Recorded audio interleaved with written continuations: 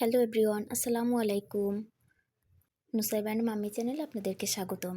আজকে আমি মজার এমন একটি রেসিপি শেয়ার করব, এটা যাকে খাওয়াবেন সেই কিন্তু এই রেসিপির উপর ক্রাশ খেয়ে যাবে। এটাকে এক একজন এক এক নামে ডাকে। কেউ বলে দুধ কদু, কেউ বলে দুধ লাউ, আবার কেউ বা বলে লাউয়ের পায়েস। যে নামেই ডাকুক না কেন, এটা খেতে কিন্তু অমৃতের মতো লাগে। চলুন তাহলে আপনাদের সাথে রেসিপিটি শেয়ার করছি। এখানে আমি একটা লাউ নিয়েছি, লাউটা কিন্তু ভালোই কচি আছে। আমি লাউ থেকে মাঝের অংশ কেটে নিব, বোটা বা নিচের অংশ নিব না। মাঝখান দিয়ে এরকমটা কেটে নিলাম। 4 ভাগ করে লাউটাকে ছিলে এর ভেতর থেকে সব বিচিগুলো বের করে নিয়েছি এবং ভালোভাবে ধুয়ে পরিষ্কার করে নিলাম। এবার একটা গ্রেটারের সাহায্যে গ্রেট করে নিব। আমি যে চিকন ফাঁকাটা আছে ওটা দিয়ে গ্রেট করব। লাউগুলো সব গ্রেট করা হয়ে গেল।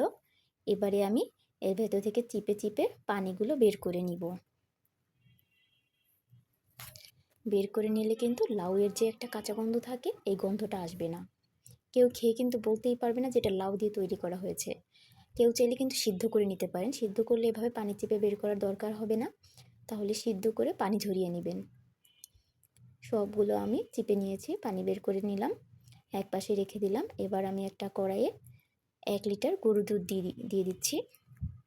কেউ চাইলে প্যাকেট দুধ দিয়েও তৈরি করতে পারেন অথবা গুঁড়ো দুধও ব্যবহার করতে পারেন, তবে গরুর দুধের ঘ্রাণটাই কিন্তু অন্যরকম আর খেতেও বেশ ভালো লাগে। এটা যখন একটু গরম হয়ে এসেছে তখন এর ভেতরে 2টো এলাচি, 3 টুকরো দারুচিনি আর 2টো তেজপাতা দিয়ে দিলাম। এতে কিন্তু খুব সুন্দর একটা ফ্লেভার আসবে। কিছু না দিলেও অন্তত পক্ষে কিন্তু তেজপাতাটা দিবেনই। যখন এটা একটু ভালোভাবে গরম হয়ে এসেছে তখন আমি এর ভেতরে লাউগুলো দিয়ে দিচ্ছি। যেহেতু আমি সিদ্ধ করে নিইনি, কাঁচা লাউ ব্যবহার করছি, এজন্য আমি আগেই দিয়ে দিচ্ছি। আর যদি কেউ সিদ্ধ করে নেন তাহলে লাউগুলো আরও পরে দিবেন। 2-3টা বলক আসবে দুধে, তারপরে দিবেন।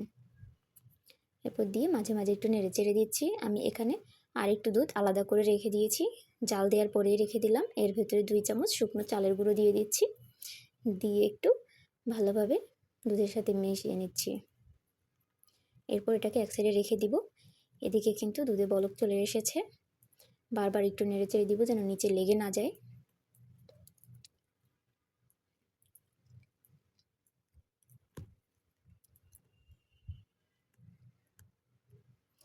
আমি এর ভেতরে 1 চিমটি লবণ দিয়ে দিচ্ছি। অনেকেই আছেন মিষ্টি জিনিসে লবণ পছন্দ করেন না, তবে আমার কাছে কিন্তু লবণ না দিলে পানসে লাগে, এজন্য আমি দিয়ে দিলাম। এরপর এর ভেতরে যার যেমন স্বাদ ইচ্ছা সেই অনুযায়ী চিনি দিয়ে দিবেন। চিনিটা দিয়ে আমি কিছু সময় জাল করে নিলাম। এরপরে আমি গুলিয়ে রাখা সেই চালের গুঁড়ো আর দুধ দিয়ে দিলাম, দিয়ে আবারও জাল করে নিব। অনবরত নাড়তে থাকবো আর জাল করতে থাকবো যেন নিচে কোনোভাবে লেগে না যায়। আমি এর ভেতরে 1 চামচ ঘি দিয়ে দিচ্ছি।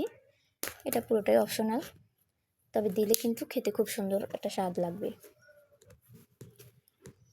দুধ কিন্তু অনেকটাই ঘন হয়ে এসেছে, পাশ দিয়েও একটু নেড়ে চেড়ে দিচ্ছি। এই পর্যায়ে আমি তেজপাতাগুলোকে তুলে ফেলে দিচ্ছি, কারণ অতিরিক্ত তেজপাতার একটা গন্ধ আসতে পারে। বেশি সময় রাখা ঠিক হবে না, এজন্য আমি তুলে দিলাম। এরপর আবার একটু নেড়ে চেড়ে দিচ্ছি। দুধ অনেকটাই ঘন হয়ে এসেছে আর লাউয়ের কালারটাও কিন্তু অনেকটা চেঞ্জ হয়ে গেছে।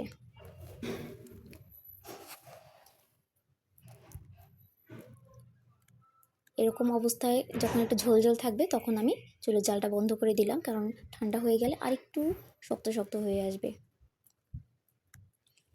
দেখতেই পাচ্ছেন রেসিপিটা যদি কাউকে তৈরি করে খাওয়ান তাহলে কিন্তু সে বারবার খেতে চাইবে, এতটাই টেস্ট হয়। মুখে দিলে মনে হয় যেন একটা অমৃতের স্বাদ পাচ্ছি।